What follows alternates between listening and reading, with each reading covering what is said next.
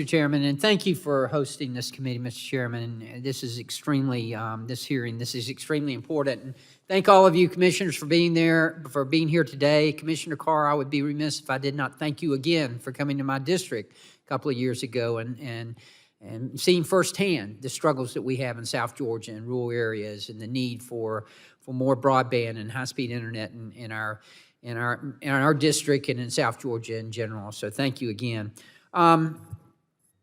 Since I've been on this committee, one of my top priorities has been closing the digital divide, particularly in the rural areas. I know I've said it numerous times before, and you've probably heard it, but there are two Georgias. There's Atlanta and everywhere else, and I represent everywhere else, and that's a struggle sometimes for us, particularly when it comes to broadband.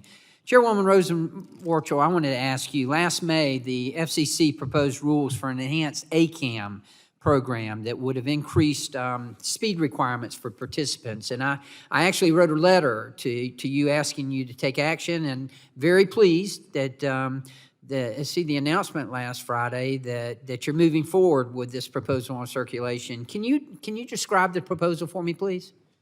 Sure. The rural carriers in this country who serve communities like those in South Georgia have long depended on the FCC's Universal Service Fund.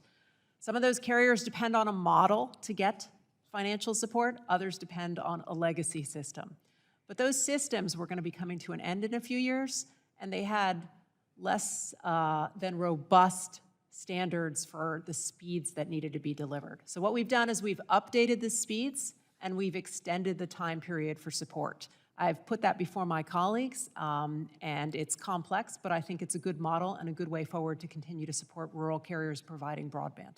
Well, thank you, and thank you for addressing the issue of rural carriers and the issue of the rural areas. Really do appreciate that. Let me ask you, last year when you testified before this subcommittee, you stated that, and I quote, "We should make sure that when we are developing programs for federal funds, we condition those funds on having a reasonable and streamlined process for things like permitting and right-of-ways."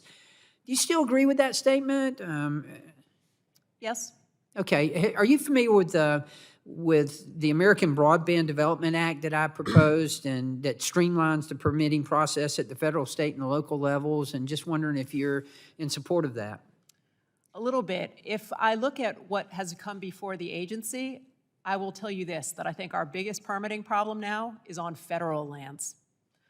Uncle Sam owns about 1/3 of the real estate of this country, and the standards for response back to those who want to build on those lands, we allow federal actors to take a lot more time before they get back to someone who wants to build than we do state and local entities. Mm-hmm. At this point, I think we got to focus on that because I think that is a huge gap in our system, and it's where I would focus efforts were I to sit in your shoes. Right, right. And we certainly have federal lands in South Georgia as well, so that's of concern to us.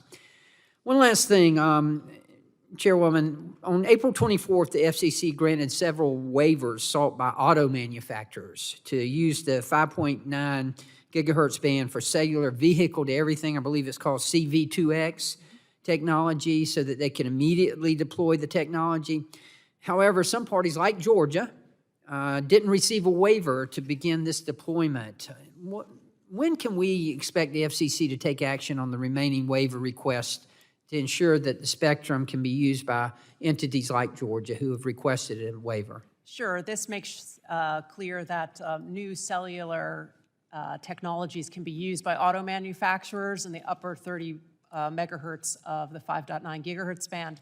We have given a waiver to some actors. We are adjusting that waiver because there's been some technical concerns about power levels. Once we get that just right, we're going to be able to move on to the rest of them. We're working with our colleagues at NTIA to do so. Great, great.